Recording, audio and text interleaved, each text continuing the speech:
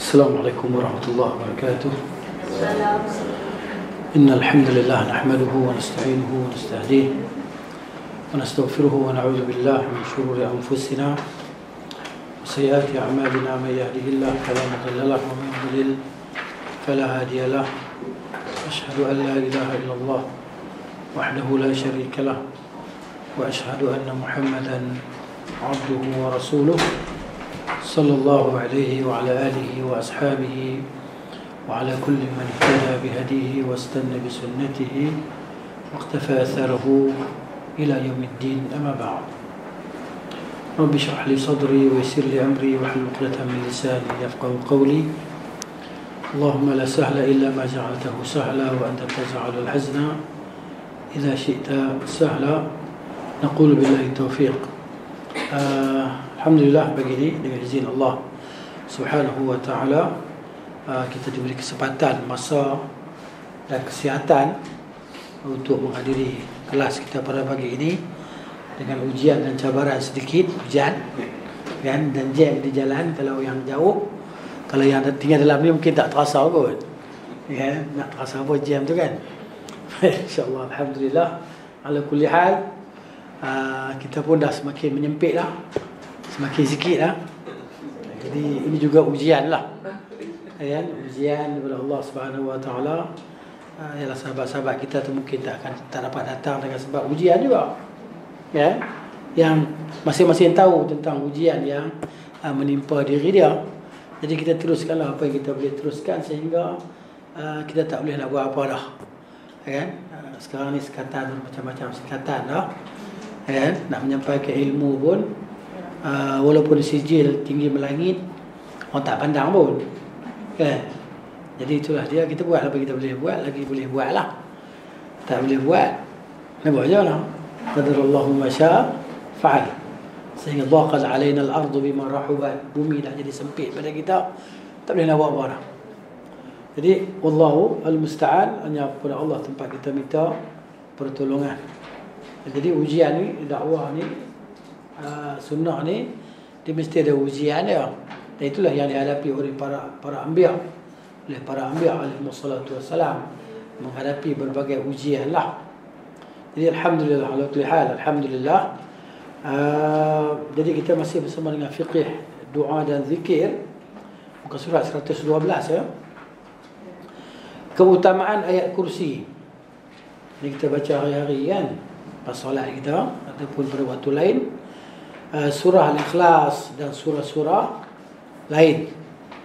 Kata Syekh di sini hafizahullah taala, kita lanjutkan pembicaraan tentang keutamaan sebahagian surah Al-Quran.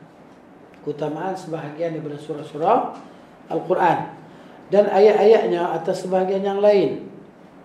Ya, di mana sebelumnya kita telah ulas sekelumit tentang apa-apa yang disebutkan daripada keutamaan surah Al-Fatihah, surah yang paling besar dalam Al-Quran, sehingga disebut sebagai Ummul Kitab ataupun Ummul Quran atau Fatihatul Kitab atau As-Sab'ul Mathani, 7 ayat yang diulang-ulang bacaannya okay?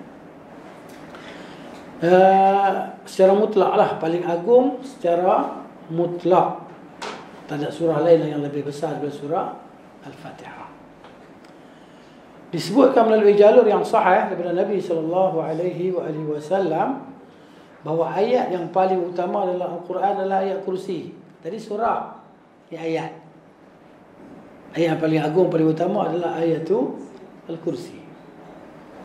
Dalam Sahih Muslim daripada hadis Ubay bin Ka'ab radhiyallahu anhu, beliau berkata, qala Rasulullah sallallahu alaihi wasallam, ya Abul Munzir, hai Abu Munzir, atadri, tahukah engkau, ayu ayatin min kitabillah ma'aka a'zamu, kamu tahu tak ayat manakah dalam kitab Allah yang bersama dengan engkau?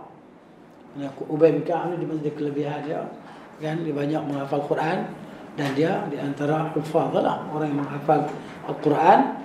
Dan kita tahu baca dalam sejarah bahawa dia dan Zaid bin Sabit ni maknanya dibebankan dengan tugas untuk mengumpul Al-Quran dan ditulis Al-Quran dalam satu mushaf. Ya, zaman Abu Bakar As-Siddiq radhiyallahu anhu. Kita dah baca tentang sirah tentang tu kan, tentang pengumpulan Al-Quran. Jadi ini Ka'ab, Ubay bin Ka'ab radhiyallahu anhu. Qala, kata Ubay, qultu Allahu wa rasuluhu a'lam. Allah dan Rasulnya saja yang mengetahui. Qala, kata Nabi SAW, ya Abul Munzir, atadri, hai Abu Munzir, kamu tahu tak, ayu ayatin, mana satu ayat min kitabillahi ma'aka a'zam, ayat daripada kitab Allah ni, Al-Quran yang bersama dengan engkau itu yang paling besar, ayat tu. Qala, kata Ubay bin Ka'ab, Allahu la ilaha, qultu, aku pun berkata, Allahu la ilaha illa huwal hayyul qayyum. Ya, jadi maknanya sahabat ni adab para sahabat radhiyallahu anhum dengan Nabi SAW. Bila Nabi tanya sekali, dia kata Allah wa rasuluhu a'lam. Bila Nabi tanya kali kedua, baru dia jawab. Ya, kalau lah Nabi akan bagi tahu ayat lain ke apa kan, tapi sekadar pengetahuan dia yang dia tahu, yang Nabi bagi tahu sebelum tu, maknanya ayat ni. Pada kali kedua Nabi tanya, baru dia jawab. Kali pertama dia tak jawab lagi, diam tu. Nabi ulang pertanyaan tu. Mana tahu kok Nabi tanya, kemudian Nabi akan jawab sendiri. Itu akhlak para sahabat radhiyallahu anhum dengan Nabi sallallahu alaihi wasallam. Ya. Jadi kita boleh jadikan sebagai panduan pedoman lah.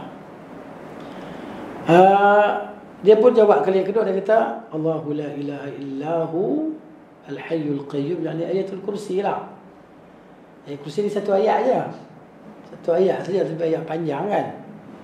Qala, kata Ubay, fa daraba fi sadri, maka Nabi sallallahu pun menepuk dadaku.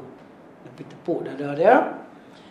Wa qala, Nabi kata, wallahi, demi Allah, liyahnika al-ilmu Abul Munzir. Ya, sungguh ilmu menenangkan kamu, hai Abu Munzir. Maksudnya kamu ni banyak ilmu lah. Ya, maksudnya ilmu dia banyak yang Nabi ajar, benda tu tak lupa, dia ingat. Dia mengumpulkan ilmu dalam dada dia, ilmu yang diajar oleh Nabi sallallahu alaihi wasallam. Yakni jadilah ilmu sesuatu yang menyenangkan bagimu.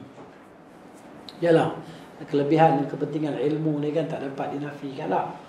Dan kita pun dah belajar banyak tentang kelebihan dan kepentingan ilmu. Sebab tu kita sanggup mengarungi cabaran untuk pergi mendapatkan ilmu di satu-satu tempat ataupun daripada seseorang guru, kerana kita tahu kelebihan ilmu tu maknanya lebih daripada dunia dan isinya. Sebab Nabi kata ad-dunya mal'unatun, dunia ni dilaknati, wa mal'unun ma fiha, dan dilaknati apa yang ada di dunia ini, illa zikrallah wa ma wala, kecuali zikir kepada Allah dan apa yang berkaitan dengannya. Jadi zikir kepada Allah, inilah dia zikir kepada Allah. Kan? Suasana ilmu, suasana penyampaian dan pengambilan ilmu, itulah dia zikir kepada Allah. Kan? Selain daripada kita sebut subhanallah, subhanallah tu kan, ini dia. Dan dia merupakan afdalu al-majalis, majlis yang paling afdal, majlis yang diridai oleh Allah Ta'ala, confirm. Kan? Dan majlis yang dihadiri oleh para malaikat. Kerana kita tahu kepentingan ilmu itulah dia, mana kita berusaha supaya mampu untuk mendapatkan ilmu. Kerana ilmu ni mahal, tak boleh dibeli dengan RM1 ilmu tadi. Dan ilmu tak boleh diwarisi pun, tak boleh diwarisi. Maksudnya sebagai pusaka, dia kena belajar. Kalau ayah tu orang alim, anak tak nak belajar, anak jahil lah. Itu cerita dia. Ini kelebihan dan kepentingan ilmu. Dan Nabi SAW pun sebut tentang banyak hadis lah kan. Di antara hadis yang kita pernah sebut, man salaka tariqan, ini hadis yang selalu dimain-mainkan, selalu didendangkan kepada kita. Man salaka tariqan yaltamisu fihi ilman, ini motivasi yang sangat hebat lah. Barang siapa yang melalui satu jalan, dengan jalan tersebut dia pergi untuk menuntut ilmu, Apa Allah bagi? Sahalallahu lahu bihi tariqan ilal jannah. Allah akan mudahkan untuk dia jalan menuju ke syurga. Syurga ni bukan senang nak masuk. Kan dia adalah barang dagangan Allah yang teramat mahal, tak boleh jual, tak ada jual. Kan? Nabi kata apa? Ala inna sil'atallah ghaliyah. Ketahuilah barang dagangan Allah ni mahal. Mahal. Allah minta nyawa kita. Allah minta harta benda kita. Allah minta masa kita. Ala inna sil'atallahi al-jannah. Ketahuilah barang jualan Allah itu adalah syurga. Allah minta nyawa kita. Tapi Allah bagi balik nyawa tu. Tapi bukan nyawa yang macam ada sekarang. Nyawa yang tak ada penghujung lah. Nyawa yang diberi balik itu adalah nyawa yang tidak ada penghujung. Harta benda kita Allah minta, kita bagi fisabilillah. Allah bagi balik dengan pemberian yang tak pernah habis. Dan tak boleh nak bandingkan dengan dunia ni sikit pun. Itulah dia dalam kepentingan ilmu tu. Nabi kita jadilah, maksudnya yakni jadilah ilmu sesuatu yang menyenangkan bagimu. Kalau kita rasa tak seronok menuntut ilmu, mana kita ada masalah. Betul lah. Kalau kita tak ada rasa manis, tak ada rasa kemanisan, tak ada rasa semangat nak menuntut ilmu, masa jiwa kita ada masalah. Dia kena cari tabib jiwa secepat mungkin lah. Kan? Tabib jiwa lah. Itulah dia. Bukan pergi pakar psikiteri apa semua tu kan. Bukan yang itu. Mungkin dia boleh tolong je, tapi dia pun saya rasa pun dia sakit jiwa juga dalam masalah agama. Kan? Jadi carilah di tempat dia ubat tadi. Jadi ayat yang mulia ini mendapatkan kedudukan demikian tinggi. Ayat ni lah hanyalah disebabkan kerana keagungan kandungannya.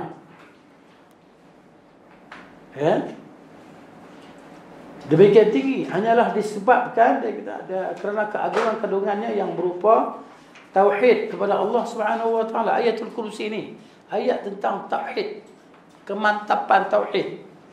Kena belajar ni tafsir Ayatul Kursi ni kan. Bukan panjang pun. Tentang Allah la ilaha illa huwal hayyul qayyum. Jadi maknanya dia kata di sini pengagungannya, kebagusan pujian atasnya, atas Allah Ta'ala, serta penyebutan sifat-sifat keagungan dan kesempurnaannya. Ia mencakup nama-nama Allah Subhanahu Wa Ta'ala sebanyak 5 nama. 5 nama dalam ayat kursi. Cuba kita kira. Al-Hayy, Allah, Allah, Al-Hayyu, Al-Qayyum. Lagi 2. Ujung ayat. Allahu la ilaha illa huwal hayyul qayyum la ta'khudhuhu sinatun wa la nawm lahu ma fis samawati wa ma fil ard man dhal ladhi yashfa'u 'indahu illa bi idhnihi ya'lamu ma bayna aydihim wa ma khalfahum wa la yuhituna bi shay'in min 'ilmihi illa bima sha'a وسع كرسيه السماوات والأرض ولا يؤوده حفظهما وهو العلي العظيم. Merangkumi 5 nama Allah dalam Al-Quran. Kita pergilah ketika tafsir yang uraian ni lah tentang Allah tu apa dia, kan? Allah tu apa? Lafaz jalalah, kan? Al-Muttasif yang bersifat dengan segala sifat kesempurnaan yang mutlak, yang tidak dapat dihitunglah sifat Tuhan tadi kan, yang sempurna dan tak dapat dikira dan tidak ada batasan, kan? Dan tidak berkurang dan suci daripada segala sifat, bersih daripada segala sifat kekurangan. Dan maknanya selain daripada Allah Ta'ala tidak bernama, tidak dinamakan dengan nama itu, nama Allah. Selain daripada Allah Ta'ala tidak diberi nama Allah. Allah ni hanya lafaz jalalah untuk Allah. Mana ada hamba nama Allah? Hamdulillah adalah Hamdulillah, Rahimullah, apa lagi? Rahmatullah. Orang Melayu kita payah ada nama macam ni. Orang Pakistan banyak lah nama macam ni. Kan? Rahmatullah, Rahimullah. Kan? Karimullah. Kan? Macam lah beberapa nama. Ada yang seorang sahabat saya, seorang tu nama dia Ruhullah. Wah, Afghan. Tak tahu lah hidup dah mati lagi lah. Kan? Dah lama dah. Belajar sekali. Itulah dia. Nama dia pun ni kan. Dia pun suka nama yang macam tu. 5 nama. Kemudian dia memuat sifat yang melebihi 20 sifat bagi Rabb Tabaraka wa Ta'ala, sehingga ia telah memuat hal-hal tersebut yang tidak dikandung oleh satu pun ayat selainnya dalam Al-Quran. Apa dia 20 sifat lebih tu? Bukan dekat 20 sifat je, lebih daripada 20 sifat. Syekh Ibn Utsaimin rahimahullah ta'ala disebut tentang sifat-sifat Allah yang terkandung dalam surah dalam ayat Al-Kursi, kan? Disebut lebih kurang 26 sifat lah yang didapat dia ambil daripada situ. 5 sifat pertama tadi lah, kan? Allah Al-Hayyu Al-Qayyum, kan? La ta'khudhu, tadi mana yang 5 tadi lah, Al-Hayyu Al-Qayyum Al-Ali Al-Azim, kan? Allah tu kan dah 5 dah, kan? Yang keenamnya Allah Ta'ala berinfirad, maksudnya bersendirian dalam uluhiyah. Hanya dia yang layak diibadahi, hanya dia yang layak disembah. Al-ilahul haq, la ma'buda bihaqqin illallah. Kesendirian Allah Ta'ala dengan sifat uluhiyah. Tak boleh beribadah kepada selain Allah. Tak boleh sujud, qasad, niat kita kepada selain Allah Ta'ala, itu kesyirikan. Syirik pada uluhiyah. Menganggap ada Tuhan yang layak disembah, yang layak diserah diri kepada selain Allah. Itu yang keenam. Yang ketujuhnya maknanya ternafi daripada Allah Ta'ala sifat mengantuk dan tidur. Ini yang ketujuh. Saya sebut 20 kan, lebih 20. Ini saya cari mana aja, saya bila sebut benda ni. Dia kata yang ketujuhnya ternafi sifat mengantuk dan tidur pada Allah kerana kesempurnaan hidupnya. Dan Allah Ta'ala sentiasa menguruskan. Al-Qayyum. Itu yang ke-8-nya, maknanya pemilikan dia yang meliputi segala sesuatu. Kerajaan Allah tadi semuanya adalah milik Allah, ya. Jadi umum pemilikan dia secara mutlak lah. Ya Allah Ta'ala kata lahu ma fis samawati wa ma fil ardh. Baginya segala apa yang ada di langit dan di bumi. Itu yang ke-8. Yang ke-9, sifat yang terkandung Allah, yang terkandung sifat Allah yang terkandung dalam ayat kursi itu. Yang ke-9-nya, tidak ada sesuatu yang bersama Allah dalam pemilikan. Hanya dia yang memiliki. Yang ke-10, kerajaan, sultan, kesempurnaan kerajaan Allah Ta'ala tadi. Dalam ayat man dzal ladzi yashfa'u 'indahu illa bi'idznih. Maknanya siapa yang boleh bagi syafaat di sisi Allah Ta'ala kecuali dengan izinnya. Kan syarat syafaatnya ada apa? Syarat syafaatnya apa dia? Izin Allah kepada yang nak memberi syafaat. Izin Allah kepada yang nak memberi syafaat, kepada redha Allah kepada yang nak diterima syafaat tadi lah. Memberi dan menerima. Kalau Allah tak izin, tak boleh. Kalau ikutnya kita nak bagi syafaat lah, macam Nabi SAW nak bagi syafaat lah kepada mak dia, ayah dia, kepada family dia. Tapi Allah tak izin. Yang ke-9, infiradullahu azza wa jal bil mulk. Mana hanya Allah bersendirian dalam pemilikan kerajaan tadi. Ya. Allah sebut tadi. Lahu ma fis samawati wa ma fil ardh. Kemudian yang ke-10-nya itulah kesempurnaan sultah tadi. Kerajaan. Maknanya hak segala kesempurnaan milik Allah Ta'ala tentang syafaat itulah. Itu yang 10. Yang 11-nya isbat sifat al-indiyah. Apa dia al-indiyah? Maksudnya di sisi dia. Al-indiyah Sifat indiyah ni kita terjemah dalam bahasa kita di sisi lah, di sisi. Indahu kan, di sisinya. Okey. Yang menunjukkan bahawa Allah Ta'ala bukan, zat dia bukan fi kulli makan. Zat dia tu bukan di mana-mana. Zat dia tu di atas segala makhluk dia, yang menyendiri daripada makhluk dia, bukan berada bersama makhluk dia. Jadi puak ahlul kalam ni, mereka berfikir benda tu. Berfikir bila Allah di atas, ya tentu dia ada di bawah dia. Allah beristawa di atas arasnya. Jadi aras ni besar sikit lah pada Tuhan. Dia berfikir macam tu. Fikir. Kita dia lah fikir macam tu. Kita beriman Allah di atas arasnya, di atas segala makhluknya. Dan aras Allah itu adalah makhluk yang paling tinggi. Dan dia adalah makhluk Allah yang paling besar. Aras Allah. Dan Allah di atas segala-galanya. Ba'in an khalqihi, berpisah daripada makhluknya. Dan kita tahu Allah Maha Besar. Dia meliputi segala makhluknya. Fa inna tuwallu fi thamma wajhullah, di mana kamu menghadap di situ wajah Allah. Mana Allah ni Maha Besar. Kita tak boleh nak bayang fikir Allah Ta'ala, tak boleh fikirlah. Tak boleh fikir kaifiat. Tapi kita wajib beriman bila Allah isbatkan Allah di atas. Jadi golongan yang mereka menafikan keatasan Allah itu, sudut zat dia ataupun sifat dia, kan? Dia pun menafikan ayat Quran. Dia menafikan ayat Al-Quran. Yang Allah sebut Ar-Rahman 'ala al-'arsy. Allah di atas arasnya. Bukan atas maksud macam makhluk dia. Macam kita atas kerusi. Kita makhluk. Kerusi pun makhluk. Mana boleh banding dengan Allah? Jadi berfikir Allah tu macam makhluk. Ini bahaya. Apa nama? Akidah ahlul kalam ni kan, yang kita menentangnya habis-habisan lah, kan? Tapi kita tidak ada kuasa, tidak ada apa. Itulah keimanan kita. Ada iman para anbiya alaihimussalatu wassalam, ada iman para sahabat, kan? Jadi dia fikir kata apa?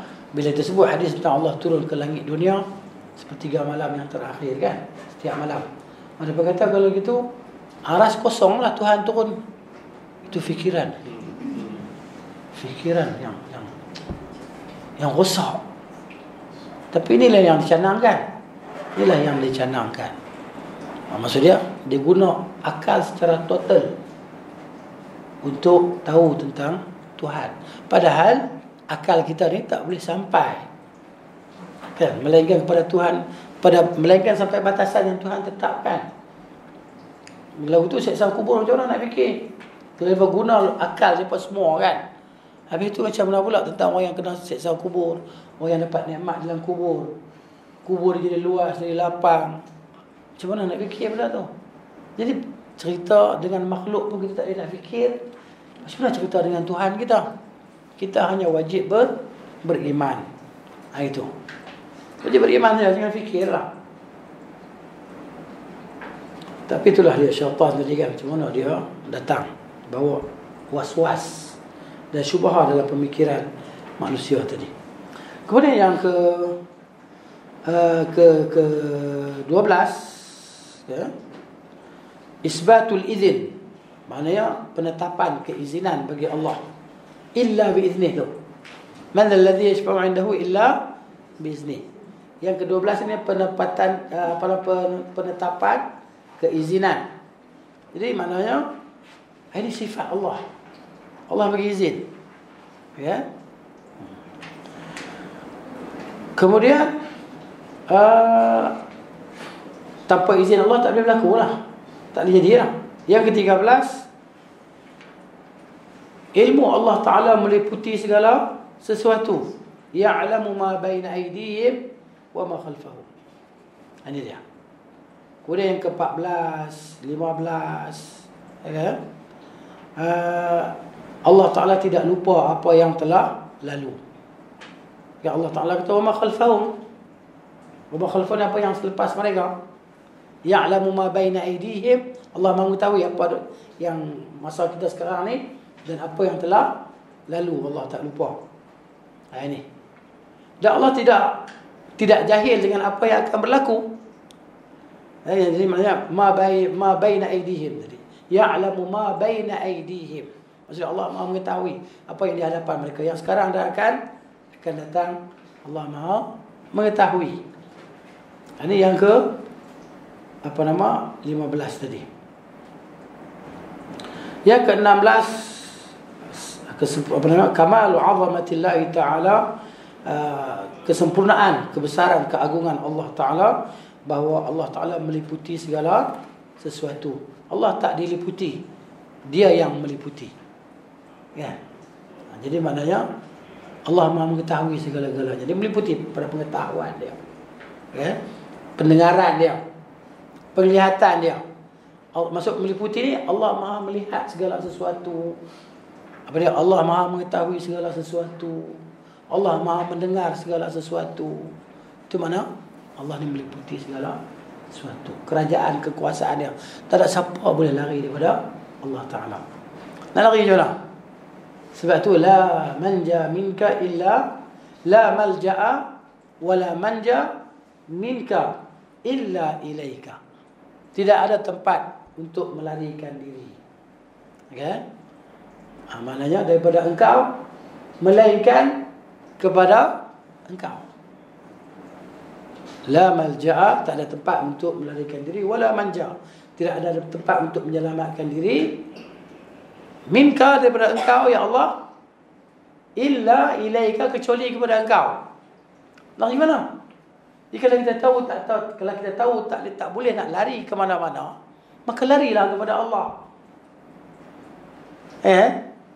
Begitu. Berimanlah kepada Allah, tunduklah kepada Allah, patuhlah kepada Allah. Itu maksudnya. Kemudian yang 17 kita mengisbatkan sifat kursi. Mengisbatkan kursi bagi Allah. Kursi maknanya mawdi' al-qadamain, tempat dua kaki. Kursi ini nisbah kepada arash adalah seperti sebentuk cincin yang diletakkan di padang pasir yang luas. Itu al-kursi. Kalau terjemah dalam bahasa kita, kursi ini tempat letak dua kaki lah. Kemudian yang ke-19 dan 20 dan 21 pengisbatan tentang azamah. Azamah ni kebesaran Allah, keagungan Allah, dan al-quwwah, dan kekuatan, wal qudrah, dan kudrat Allah Ta'ala dalam firman Allah, wasi'a kursiyyuhus samawati wal ardh. Ya. Ustaz, jadi ya, tak ada perincian dalam Al-Quran. tak ada. Itu saya mencari sendiri. Ustaz boleh bagi tak? Dalam ni Boleh foto Ustaz tak? putus state, tapi orang tak boleh baca tulisan dia. Ustaz tak boleh nak tulis tadi semua. Tulisan Arab tak ada baris. Lepas tu sin pun tak ada gigi. Kalau nak saya boleh bagi saja. Boleh lah tulis pun, insyaAllah. Cuba tuliskan. Ya. Jadi pun orang kata apa, saya seorang kot boleh baca pun. Itulah nota kan. Tak ada lah perincian ni. Tak apalah. Okay. Boleh tulis-tulis lah. Tapi nak ceritanya, sebab apa? Yalah, ini kembali kepada dalam kelas-kelas tafsir lah. Ini perincian ni saya sebut sekali lalu je lah kan. InsyaAllah lah. Itulah nak cerita kata, maksudnya kandungan dalam ayatul kursi ni, Masya Allah. Sebab tu dia adalah ayat yang teragung lah dalam Al-Quran secara mutlak. Maksudnya sebab tu ialah kan? Sampai kalau kita baca malam ni, syaitan tak dekat kita lah sampai pagi. Dan masa kita tidur tu kan, kita baca ya kursi ni, kelebihannya. Dalam tu ada tauhid lah, maksudnya pengesaan terhadap Allah Ta'ala dalam segala sudut, pada sifat, segala sifat maksudnya penisbatan, penetapan segala sifat kesempurnaan bagi Allah, dan penafian segala sifat kekurangan lah. Gitu. Jadi insyaAllah kalau ada masa tu boleh saya tuliskan dalam bahasa kita lah. Ya, ni saya ambil dulu lah. Tulis, saya tak translate pun. Tulis ya, tengok tulis. Baiklah, insyaAllah. Boleh ya? Ini sekali lalu lah cerita tu lah, bagi kita nampak sikit dia lah. Untuk lebih nampak jelas, kena pakai kantar.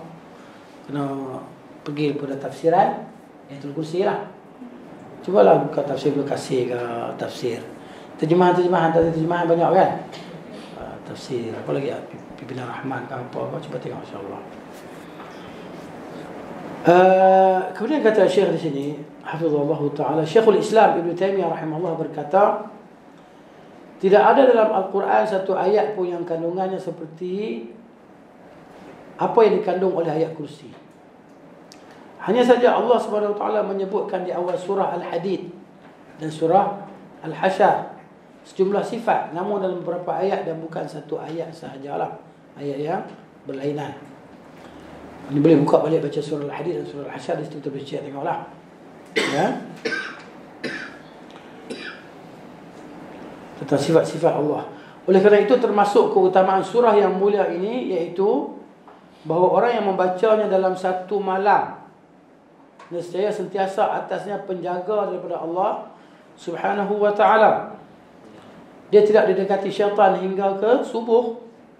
Keterangan ini terdapat dalam Sahih Al-Bukhari daripada hadis Abu Hurairah radhiyallahu anhu dengan redaksi ataupun lafaz riwayat yang panjang. Ringkasan dia, cerita dia Abu Hurairah ni kan, dia disuruh oleh Nabi SAW untuk jaga zakat, buah-buah macam buah, barang zakat lah, harta zakat. Okey, tak apalah, dia jagalah. Jadi pada satu malam tu datang satu orang mencuri. Dicuri, ambil makanan daripada Baitul Mal tadi, maka Abu Hurairah tangkap dia. Pegang dia. Terus mencuri. Ke bawah kau jumpa Rasulullah SAW. Dia kata, rajulun faqir. Aku ni orang fakir, miskin. Kathirul iyal, anak-anak ramai. Ya kan? Jadi aku perlukan makanan begini. Esok aku tak datang dah. Aku janji esok aku tak datang dah. Malam ni ya. Maka Abu Hurairah lepaskan dia. Besoknya Abu Hurairah pergi solatlah bersama dengan Nabi SAW. Rasulullah tanya, ma fa'ala asiruka al-barihah? Apa yang dibuat oleh tawanan kamu malam tadi? Mukjizat lah Nabi SAW kan. Dia kata ada orang lagi mencuri, dia ambil, dia kata dia ni miskin, anak-anak ramai, kathirul iyal. Jadi aku tak sampai hatilah, maka aku lepaskan dia. Nabi kata malam ni dia datang lagi.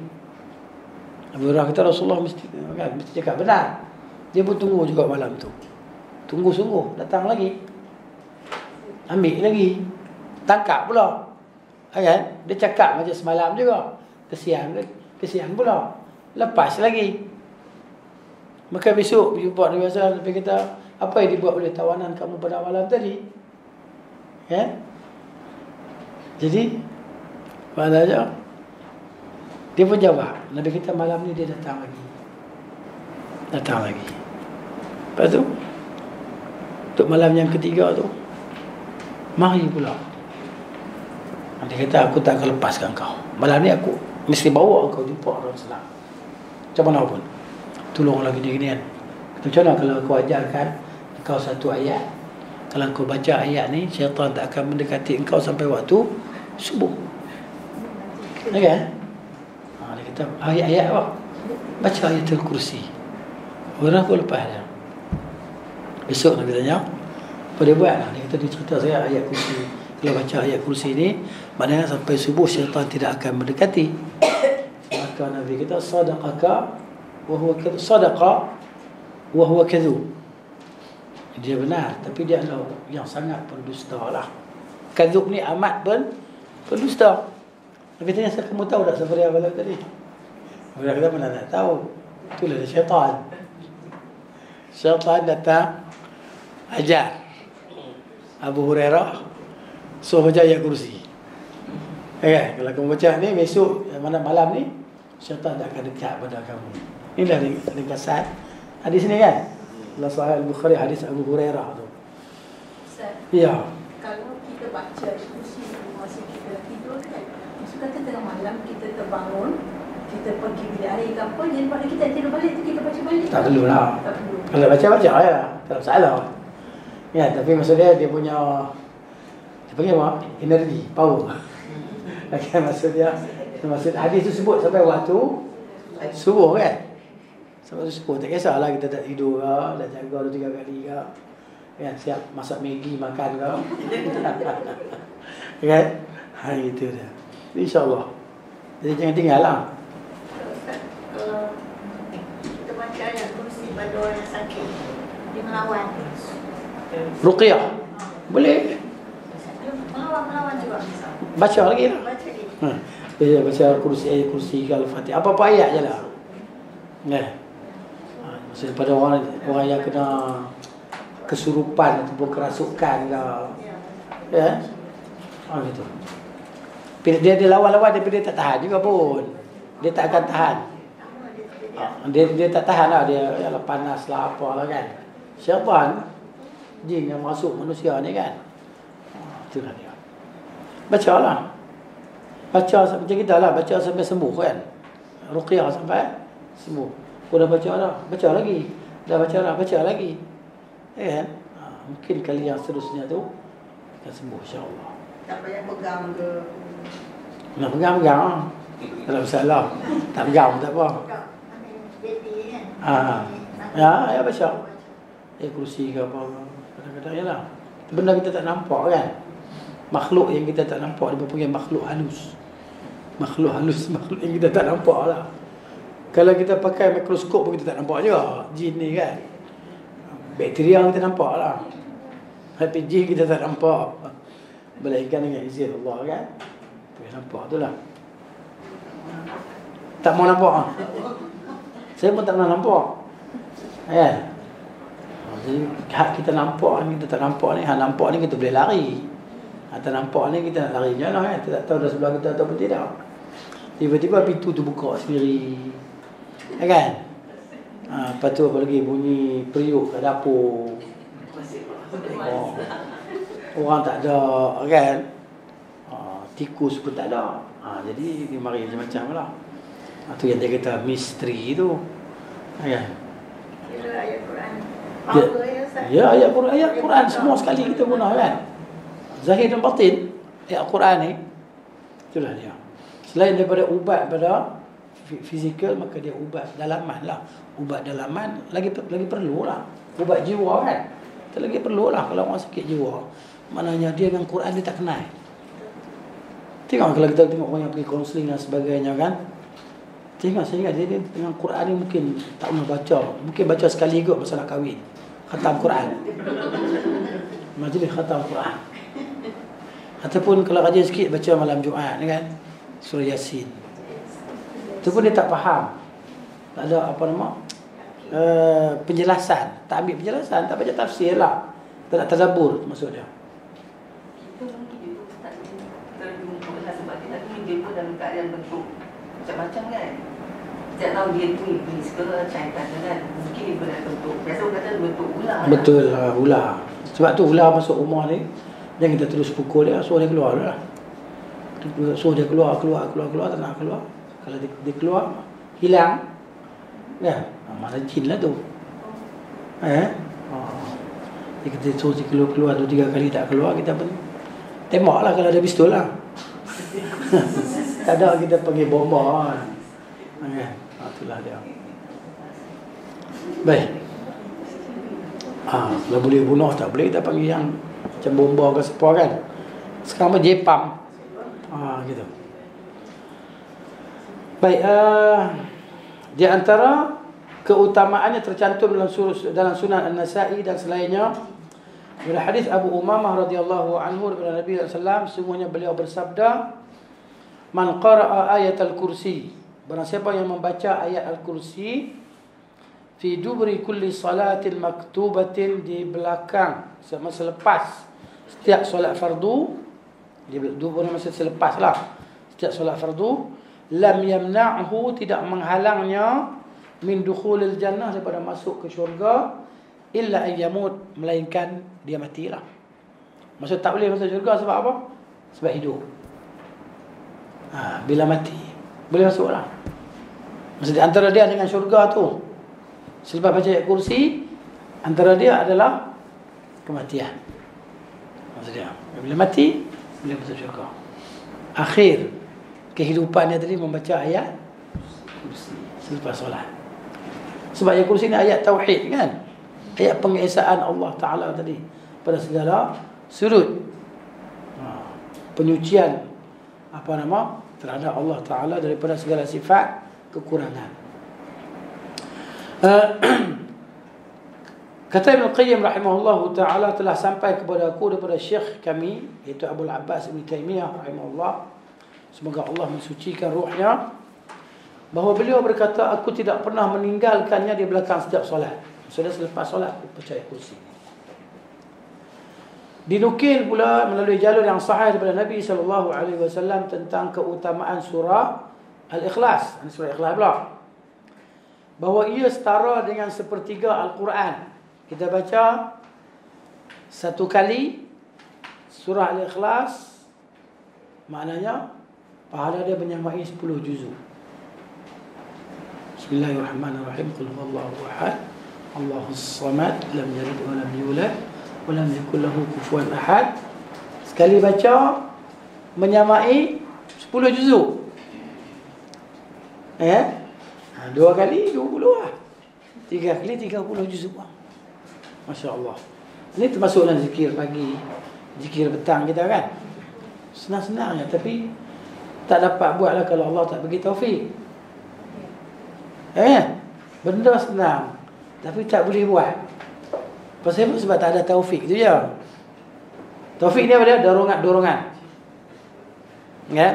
Hidayah tu ada, petunjuk tu ada, pengetahuan tu ada, tapi terlupa nak baca. Terlupa tu lah sebab tak ada dorongan daripada Allah.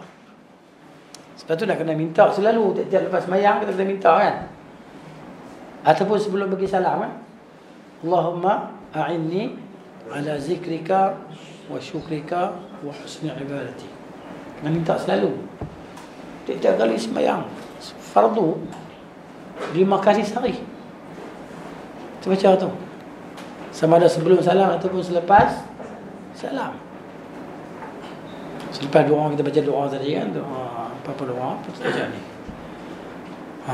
Sebab Nabi wasiat pesan kepada Muaz bin Jabal, jangan kamu tinggal di belakang setiap solat. Allahumma a'inni ala zikrika wa syukrika wa husni ibadatik. Ya Allah, tolonglah aku atas berzikir kepada kamu dan bersyukur kepada kamu dan memperelokkan ibadah kepada kamu. Minta kepada Allah, dan dalam solat tu kita berdoa, kita minta Allah akan makbulkan doa kita. Sebab dia dorongkan kita kepada kebaikan. Kita mari sini ni semua ni kena taufik Allah. Duduk di sini ni kan kerana taufik daripada Allah lah, dorongan daripada Allah Ta'ala. Kalau Allah tak dorong kita, dia mari rasa malas, sejuk, tarik selimut, hujan, aircon lagi, hujan lagi, suasana redup kan, senyap pula, rumah tepi hutan pula. Jadi memang Masya Allah, nikmat. Susah. Ini ujian macam kita lah. Sebab tu ialah dia bagi saya kelas 8.30 pagi kan, kelas terawal. Saya tak kisah orang bagi pukul 3 pagi pun saya terima, kita ambil kan, kalau diberi tanggungjawab lah. Begitu. Jadi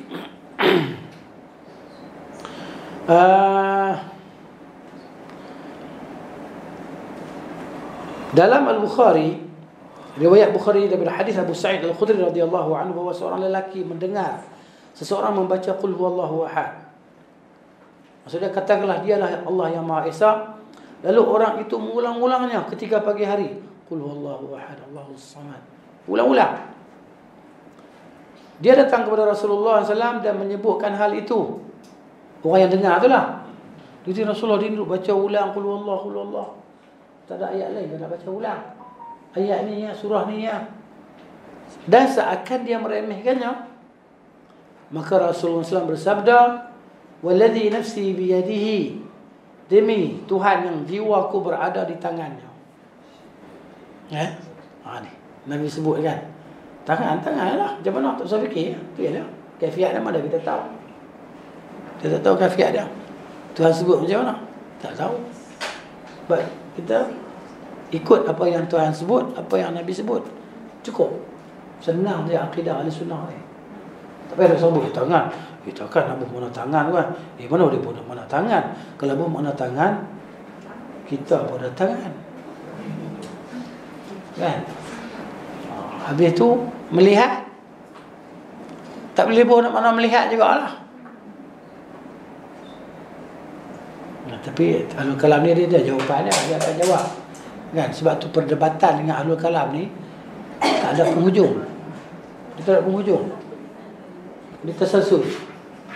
Kan? Dia kalau dia tak betul pun dia akan tegakkan. Dia akan pusing sampai tak, bila pusing tak ada habislah. Kalau berjalan terus ada penghujung. Tapi kalau pusing rugi masa. Sebab tu para ulama dia pun tak terima buat debat ni. Dia pun tak layan. Kan? Dia pun tak melayan. Kecuali kalau maknanya orang tu memang nak cari kebenaran dan sebagainya. Kan? Barulah dia pun maknanya berhujah lah. Jika tidak, biarkan luncai dengan labu-labunya. Biar dia pun apa nama, ni lah, mengoyan lah. Koyak sendiri. Jangan ambil tahu, jangan ambil hal. Kita sampaikan. Ni Al-Quran, ni Sunnah. Ni Quran, ni Sunnah. Orang yang dapat petunjuk, dapat lah. Kan? Halaka man halaka. Binasalah orang yang nak binasa. Selamatlah orang nak selamat tadi. Siapa yang Allah Ta'ala takdirkan dia selamat, selamat. Siapa yang Allah takdirkan dia binasa, dia binasa. Tapi bila orang tanya, kita bagi penjelasan lah. Tapi bila orang ajak debat, ya, tak ada masalah, sibuk. Para ulama mereka mencela perdebatan ni. Sebab tu Nabi kata ana za'imun bi baitin fi apa namanya?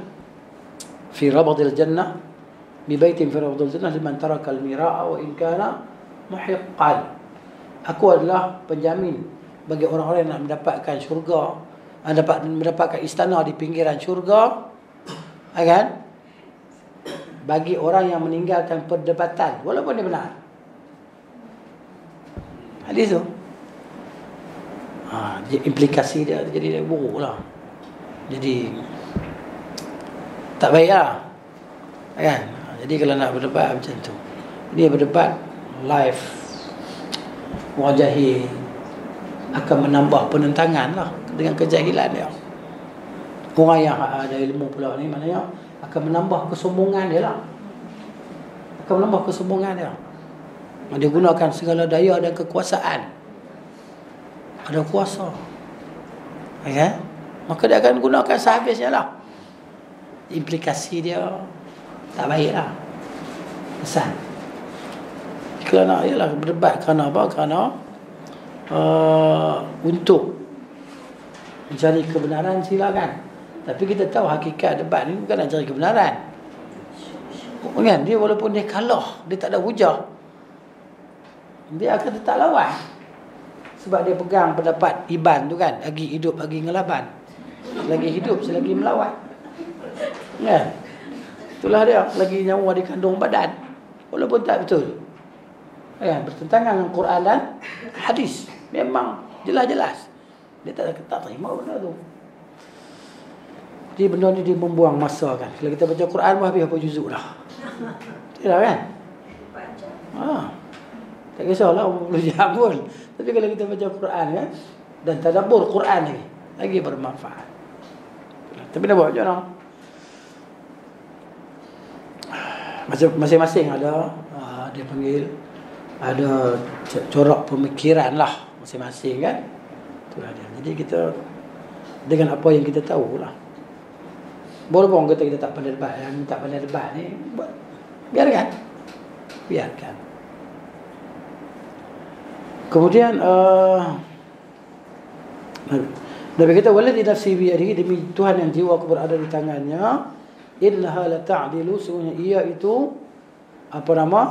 menyamai sulus Al-Quran, sepertiga Al-Quran. Sulus. Jadi kalau 3 Quran bagi 3 lah, 30 juzuk kan. 10 lah. menyamai. Kalau ditimbang tu, satu surah tu sama dengan 10. Masya Allah.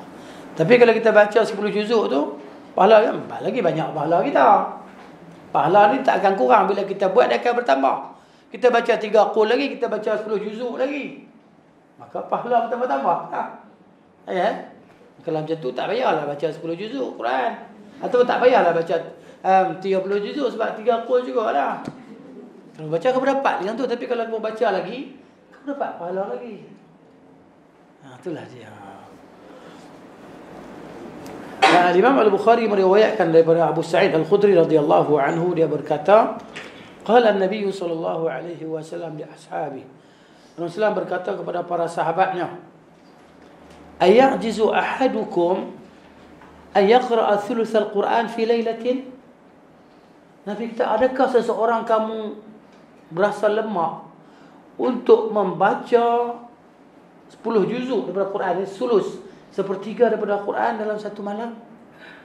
Susah kan Nabi kata nak baca 10 juzuk Quran dalam satu malam? Fashaqqa dhalika alaihim, maka jadi payahlah, dia susahlah ke atas para sahabat ni. Bila Nabi kata macam tu, eloklah kita buat. Maknanya 10 semalam nak kena baca 10 juzuk berapa jam? Satu juzuk setengah jam. Satu juzuk kita boleh setengah jam. Kan? Setengah jam, 30 minit kali 10. Okey. 5 jam. Tu dia 5 jam. Mula pukul berapa? Lepas maghrib. Lepas maghrib berapa lah? 7 tabul apa? 7, 8, 7 sampai pukul 8, 2 juzuk. 8 sampai pukul 9, 4 juzuk. 9 sampai pukul 10, 6 juzuk. 10 sampai pukul 11, 8 juzuk. 11 sampai pukul 12 baru khatam. Tu kalau baca khatam 10 juzuk lah. Pukul 12 baru boleh tidur. Kita pukul 10 jalan tak betul lah. Kalau pukul 10 kan, jalan apa orang tahu dah, dia mengantuk lah tu. Dia rasa jalan betul lah, tapi ke kiri kanan. Mengantuk sangat. Mata pun dah berpindah kan. Itulah kita ni. Kita ni tak boleh tidur lewat. Tidur lewat kan, itulah dia, ketidur awal. Allah musta'an. Jadi Nabi kata bahasa lemah kan. Para sahabat jadi rasa susah lah. Jadi berat lah. Pukul 12 pun nak habis 10 juzuk. Kalau baca laju lah. Wa qalu, dan mereka jawab lah, dia bertanya, ayyuna yutiqu dhalika ya Rasulullah?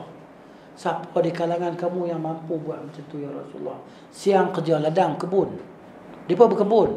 Orang Madinah ni kan, kebun kurma, angkut air, siram pokok dan sebagainya. Ya?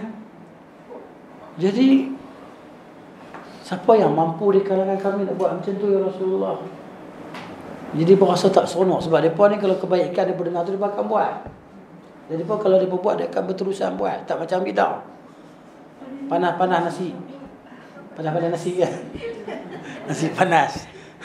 Dia tak tahan kata dia. Faqala, maka kata Nabi SAW, Allahul Wahidus Samad.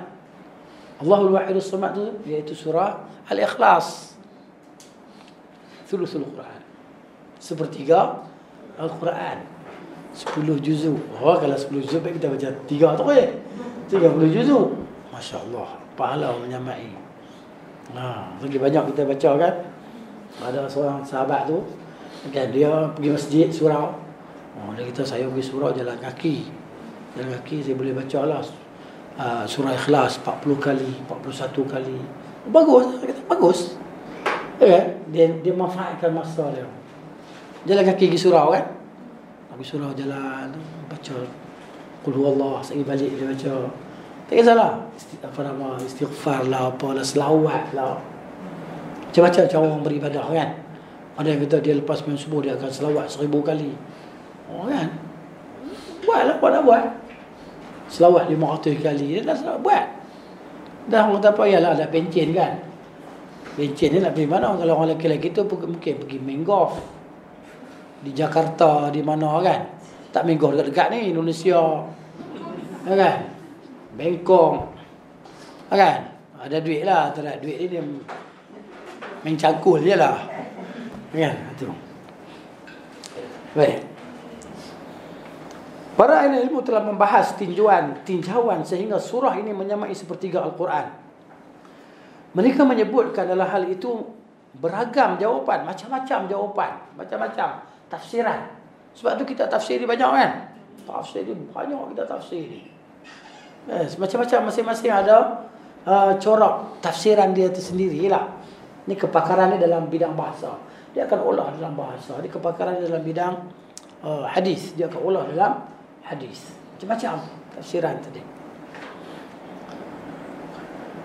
Jawapan yang paling baik seperti disebutkan Syekhul Islam Ibn Taymiyah rahimahullahu ta'ala adalah jawapan yang dikutip dari Abul Abbas bin Suraij, di mana beliau berkata maknanya Al-Quran diturunkan dalam 3 bahagian. Ya, sepertiga pertamanya adalah hukum. Sepertiga kedua adalah janji dan ancaman.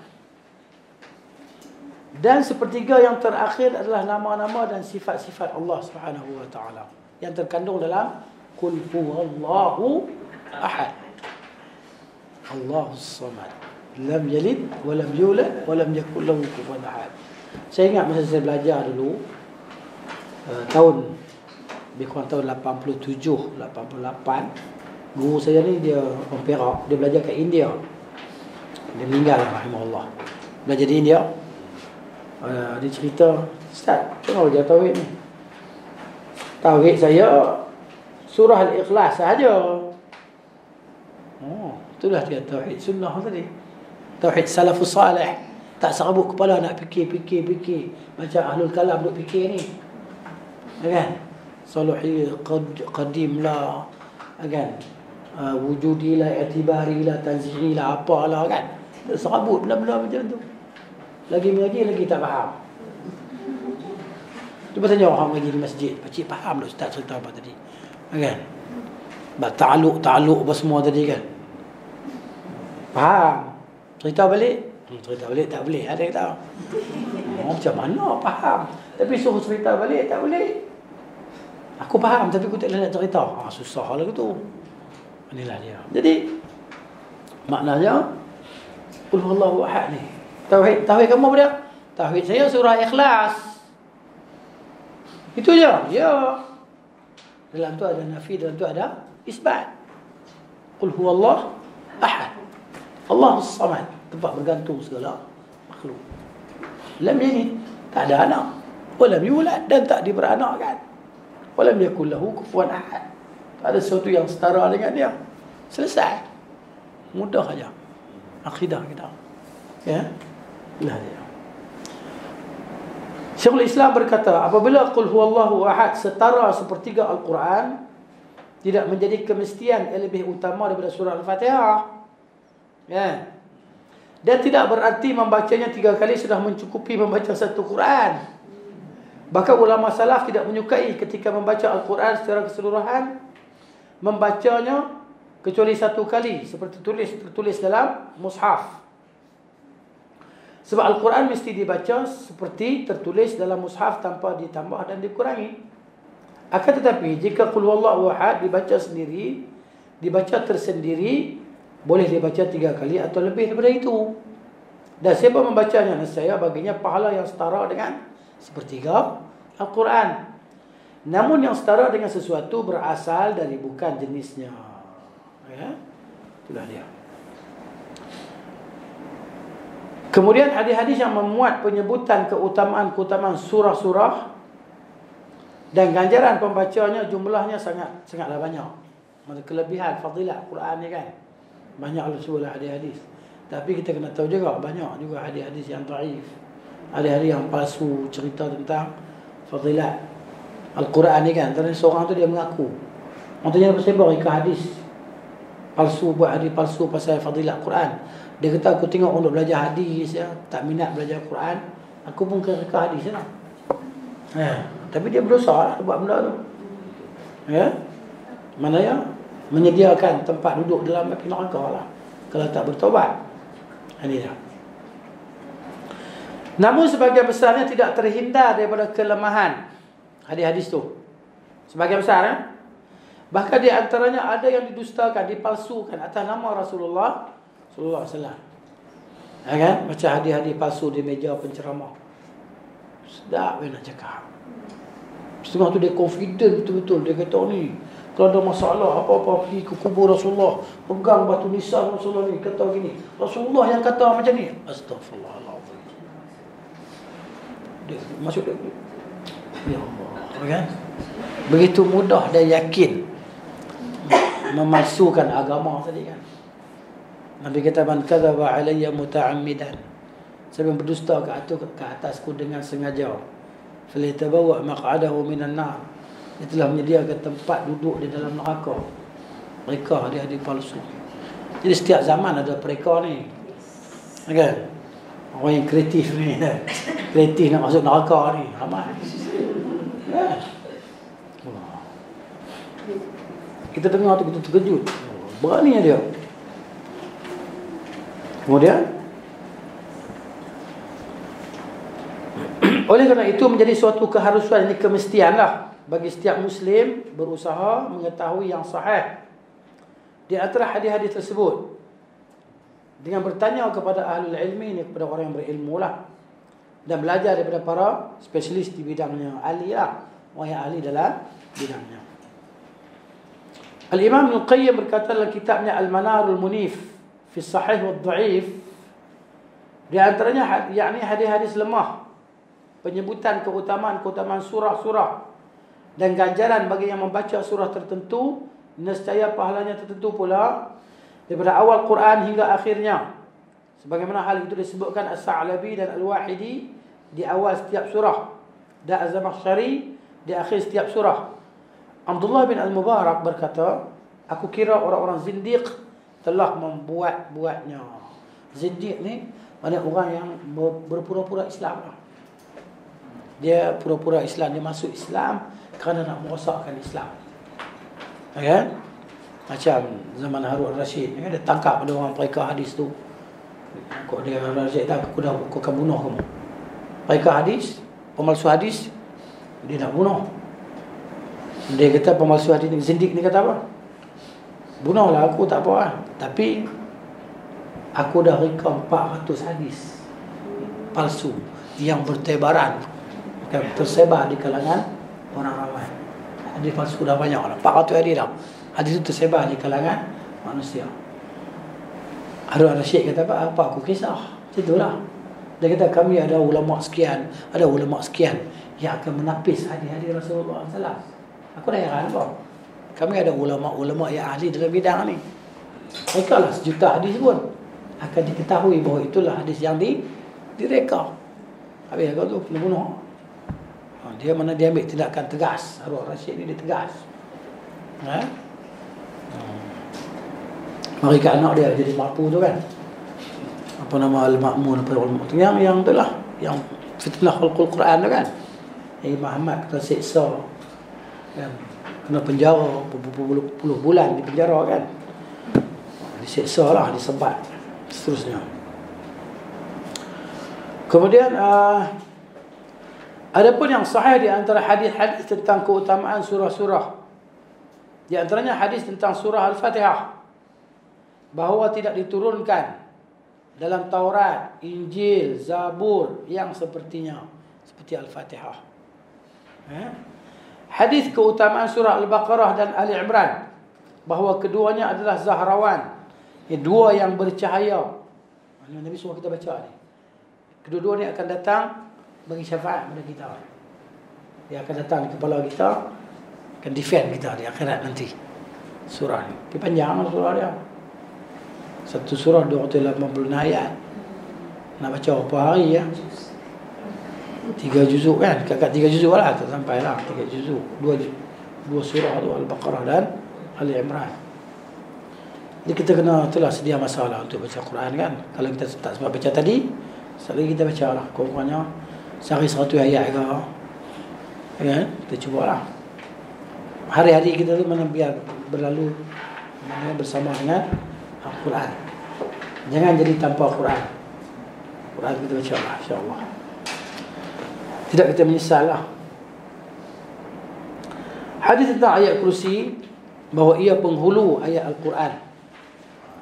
Hadis tentang 2 ayat di akhir surah Al-Baqarah, kan, amanah Rasul semua tadi kan, yang kita baca pada malam sebelum tidur tu kan. Maksudnya tak akan kena kejahatan lah. Amanah Rasul sebelum tidur baca. Takut lupa sampai isyak boleh baca lah. Ya, tu pun malam kan. Maghrib pula malam lah.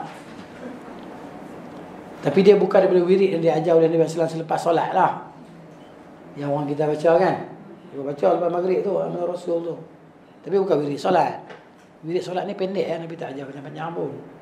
Kalau dia baca sendiri lah. Ya. Kemudian bahawa siapa baca keduanya dalam satu malam, mesti yang mencukupi baginya. Amanah Rasul tadi lah. Hadis surah Al-Baqarah, bahawa tidaklah ia dibacakan di suatu rumah, nescaya syaitan tak akan mendekatinya. Hadis 10 ayat di awal surah Al-Kahfi. Ini semua hadis yang sahih lah. Bahawa siapa membacanya, nescaya dilindungi daripada fitnah Dajjal. Hadis Qul huwallahu ahad, bahawa ia adalah setara dengan sepertiga Al-Quran. Dan tidak sahih tentang keutamaan surah. Apa yang sahih padanya, hadis tentang 2 surah perlindungan, Al-Mu'awwidhatain lah, Qul a'udzu birabbil falaq dan Qul a'udzu birabbin nas. Itu. Bahawa tidak ada sepertinya digunakan pelindung oleh orang-orang memohon perlindungan, serta sabda Nabi SAW, unzila alayya ayatun lam yura mithluhunna, diturunkan padaku beberapa ayat yang tidak dilihat yang sepertinya, lalu beliau membacakannya, Al-Mu'awwidhatain. Kemudian berada di peringkat berikut daripada hadis-hadis di atas dengan tingkat kesahihan yang rendah adalah hadis tentang idza zulzilatil ardu zilzalaha, surah Al-Zalzalah kan, menyamai setengah Al-Quran. Hadis tingkat kesahihan yang lebih rendah lah, maksudnya hasan lah macam tu. Hadis Qul ya ayyuhal kafirun menyamai seperempat Al-Quran. Dan hadis Tabarakalladzi biyadihil mulk, surah Al-Mulk, sebagai surah penyelamat daripada siksa kubur. Ini juga hadis darjat dia lebih rendah daripada yang sahih li zati tadi lah. Kemudian hadis-hadis lain sesudahnya seperti sabdanya, barang siapa membaca surah ini maka pahalanya seperti ini. Maka semuanya adalah palsu, namun di atas namakan Rasulullah sallallahu alaihi wasallam. Dia kata Rasulullah kata, kerana pembuatnya sendiri telah mengakuinya secara berkata, aku bermaksud menyibukkan manusia dengan Al-Quran dan mengabaikan selain Al-Quran. Macam Nuh bin Abi Maryam tu kan. Nuh bin Abi Maryam, dia mengaku. Jadi kita tengok orang dia belajar hadis lah, kurang belajar Quran, maka aku reka hadis ni. Reka hadis kelebihan surah. Baca surah ni dapat pahala ni, surah ni pahala ni. Supaya orang minat nak baca Quran, niat dia baik tapi dosa. Okey. Niat dia. Hadis mengenai dengan membaca Al-Mulk, dia di sini dia kurang daripada hadis yang ke atas. Darjat dia masuk dalam kategori yang boleh diterima lah. Sebab ada hadis sahih, sahih li zatihi, sahih li ghairihi. Bawah tu hadis hasan lah, hasan li zatihi, hasan li ghairihi. Mana dalam lingkungan hadis yang diterima lah. Kalau bawah tu hadis dhaif lah. Tapi ada ustaz yang quote hadis dhaif. Apa? Ya, itulah maksud dia. Sebab masalah tad'if, mendaif dan mensahihkan hadis ni kita kata ijtihad ahli hadis, ijtihad para muhaddisin. Ya kan? Dia maksud para muhaddisin ni orang yang dia panggil jahabizah. Kita ni hanya ikut jelah apa yang daripada quote kan, dengan hujah-hujah dia kan. Kita sebut dhaif, sahih. Kadang-kadang kita tak ingat pun dia punya illah sebab sahih dan sebab dhaif tu kita tak ingat pun. Jadi seorang syekh ni yang siqah tadi disebut hadis sahih. Tapi hukum kalau kita mengikuti hadis dhaif, berdosa ke? Okey, hadis ni ada penjelasan detail lah dalam bab hadis fadailul a'mal. Ya kan? Hadis-hadis dhaif ni boleh diamalkan lah. Bukan dalam bab hukum. Dalam bab hukum tak boleh. Penetapan hukum tak boleh diamalkan. Dalam bab-bab fadilat ni kan, sebagai motivasi. Buat je lah, boleh lah. Tapi dalam bab hukum hakam, memang ittifaq lah, sepakat para ulama tak boleh lah. Tambah bab tauhid, isbat sifat-sifat Tuhan kan lagi tak boleh lah. Ni dalam bab fadilat amal ni kan. Selamat. Macam nak kita dia sebutlah hadis dia macam Allahumma ajirni minan nar 7 kali kan. Selepas solat maghrib tu. Hadis tu dhaif, tapi kita nak baca boleh tak? Boleh lah. Kenapa? Makna daripada mana dia? Ya Allah, selamatkanlah, jauhkanlah aku daripada neraka. Boleh je. Doa ataupun doa-doa yang kita reka sendiri kita nak baca kan. Boleh ya. Tapi yang terbaiknya doa yang diajar oleh Nabi SAW. Itu dalam keperluan dia sekarang. Ya. Sifat 20 itu sekolah kamu tak boleh hafal. Hafal ya, tak ada masalah. Sifat Allah bukan 20 ya. Sifat Allah ni tidak terhitung banyaknya. Tetapi di sana ada kaedah-kaedah yang kalau mereka syarahkan, nampak kaedah tu boleh macam contohnya kaedah mukhalafatuhu lil hawadith. Kan? Mukhalafatuhu lil hawadith menyalahi bagi segala yang baru. Kalau di situ ada niat untuk menafikan sifat Allah Ta'ala yang Allah Ta'ala bercakap bila Allah nak bercakap. Sekarang Allah nak bercakap, akan datang Allah nak bercakap, aku suka dia nak bercakap. Kan? Jadi kalau ikut kaedah tu, mana Allah ni tak bercakap lah. Kalau dia cakap sekarang, dia benda baru lah. Sebab dia termasuk dalam hawadis lah. Kalau Allah cakap pada hari akhirat, maknanya dia masuklah hawadis lah, dalam yang baru lah. Itu kaedah yang Qiyam nafsi tak ada masalah lah. Dia berdiri dengan diri dia sendiri. Tapi macam kaedah, contoh kaedah mukhalafatul hawadis tadi kan, menyalahi bagi segala yang baru. Betul, kalau sebut zahir tu betul lah, Allah menyalahi bagi segala makhluk dia. Tapi takut-takut ada sebahagian dia pun nak guna, nak isbatkan tentang sifat Allah Ta'ala tadi. Maknanya la yatajaddad, maksudnya tidak berlaku sekarang kan, tidak buat sekarang, tidak berkata sekarang, tidak berkata pada akan datang. Contohnya pada hari kiamat Allah cakap. Kenapa dia luluskan semua agama macam tu? Tak tahulah. Tapi kerana sensitif kan. Sekarang sensitif. Sekarang dia pun nak buat RUU. Bila dia masuk dalam RUU ni, cakap, bantah, kena penjara lah, kena apa kan. Kita belajar dari kecil. Yalah. Itulah dia. Kita tahulah wujud betul lah Allah. Ya, nak beritahu bahawa sifat Allah Ta'ala ni bukan 20 saja, tidak terhitung banyaknya. Maknanya itu semua 20 tu sudah ajar kat sekolah je lah banyak. Macam tu. Tapi itulah dia. Ingat nak ceritanya, dia kata yang wajib diketahui. Sebenarnya sifat Allah Ta'ala ni banyak. Segala sifat kesempurnaan. Mungkin dia kata yang hanya diketahui budak-budak mana boleh hafal sampai banyak kan? Dah. Mana kita sendiri pun tak boleh nak tahu sifat Allah Ta'ala yang terlalu banyak tadi. Dalam sekolah tu kan ada exam. Jadi dia kata okey lah hafal yang 20. Mungkin saya sekolah agama dia. Yalah betul lah tu. Kita semua hafal lah dulu. Wujud qidah baqa mukhalafatu lil hawadith qiyamu ta'ala bi nafsi wa seterusnya lah. Kan? Ilmu bahasa sahabat terusnya. Maknanya, tapi tidak itu sajalah. Kan? Jadi kita tak boleh nak ilzamkan, tak boleh nak kata wajib guna hafal sifat ni. Tak hafal sifat ni masuk neraka. Tak sempurna Islam. Ya itulah maksud dia. Tak boleh lah macam tu kan. Kalau lah dia pun nak kata kena tahu 20 ni. Kalau tak tahu, maknanya tak sempurna Islam. Sebenarnya kita tahu pun, cuma kita tak hafal je lah. Bila orang tanya betul tak betul, tapi tak hafal pun. Tak boleh nak susun pun, tak ingat pun nak susun ni kan. Mungkin mata pelajaran dulu tak sama macam sekarang Ustaz. Wallahu a'lam. Kan? Jadi cerita macam tu lah. Baik. Jadi ini isu yang agak sensitif lah sekarang. Ya, jadi kelas-kelas pun macam tu lah. Ustaz, Ya. tadi ni kan kalau kata yang hadis-hadis palsu ni kan, dan kita kalau kita amalkan, kan kita kalau baca sekali ni okey lah, tapi kalau kita jadikan amalan, itu kan jadi masuk dalam golongan bidah. Ya, jangan kita war-warkan lah. Kita sorang-sorang sendiri kita.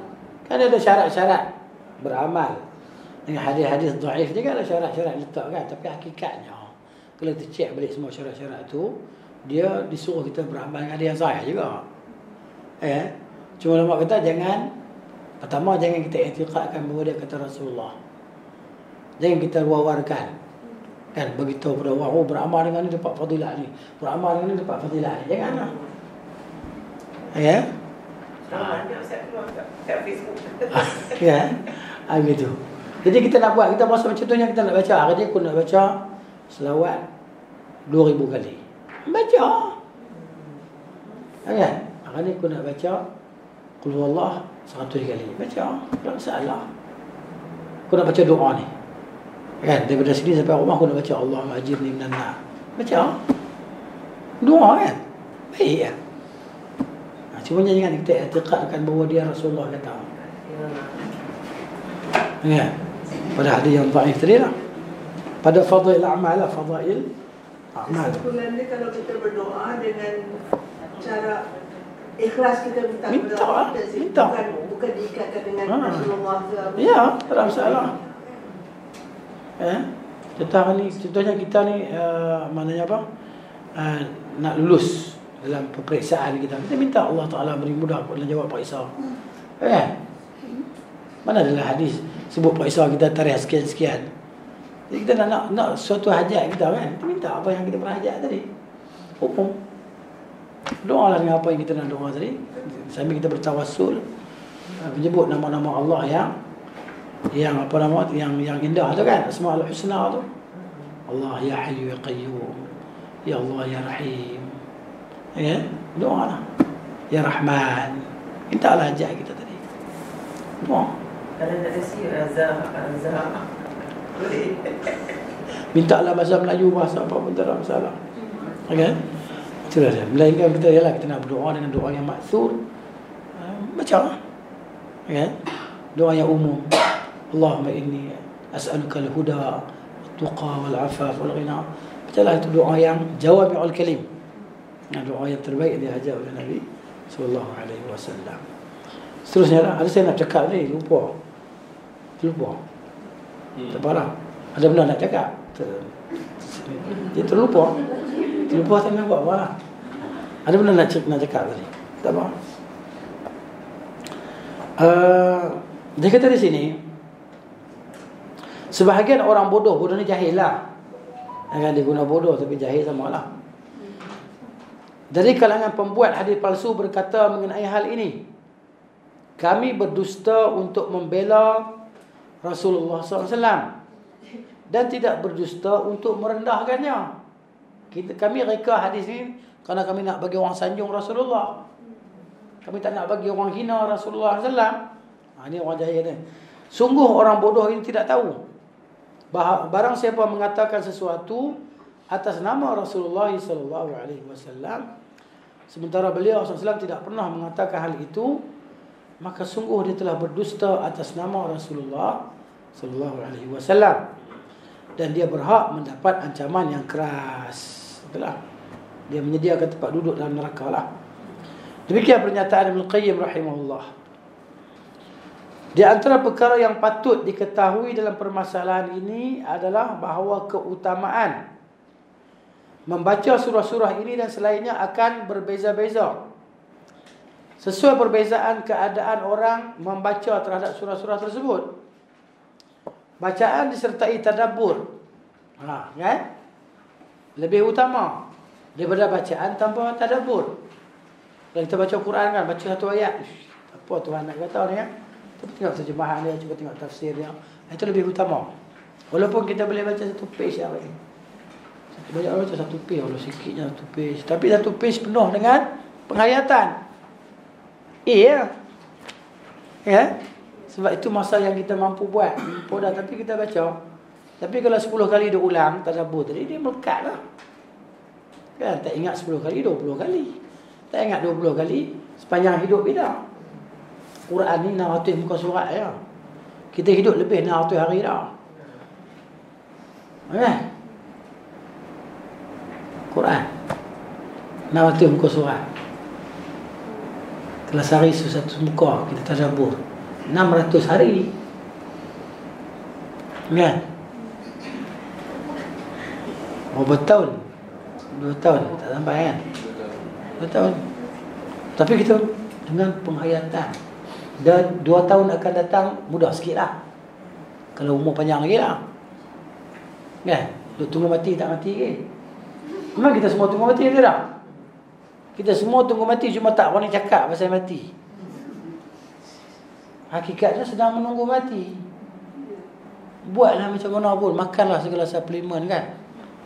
Mati sampai masa dia. Kan? Jangan kata aku suplemen segala bentuk ada. Kan? Mungkin ayah aku umur 89 baru mati, mak aku 90 baru mati, datuk aku sebelah ayah 100 tahun baru mati, datuk aku sebelah mak 120 tahun baru mati. Takkan aku mati umur ni kot. Jangan kira macam tu. Umur tidak diwarisi. Bukan gen ni, bukan gen. Kan? Aku genetik aku umur panjang. Alhamdulillah. Jadi kita macam itulah kan. Kemudian terkadang keadaan sebahagian manusia dalam membaca sebahagian surah dan apa yang menyertai mereka ketika membaca berupa khusyuk. Kalau kita boleh khusyuk baca Quran ni, nasi lupa nak makan lah. Kan? Lupa nak makan nasi, alhamdulillah jimat beras. Lupa makan nasi. Kenapa baca Quran? Tak merasa lapar.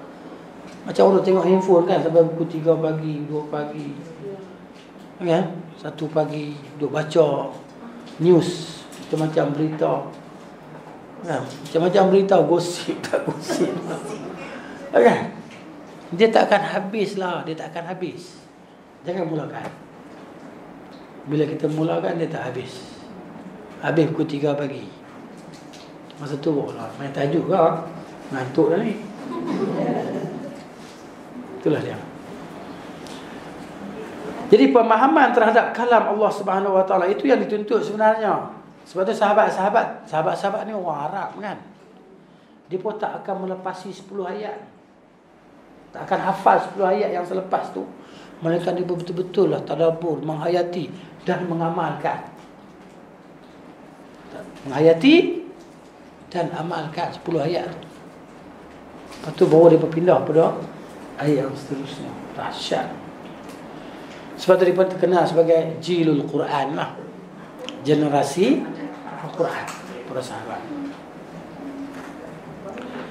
Dan tekad yang jujur untuk mengamalkannya.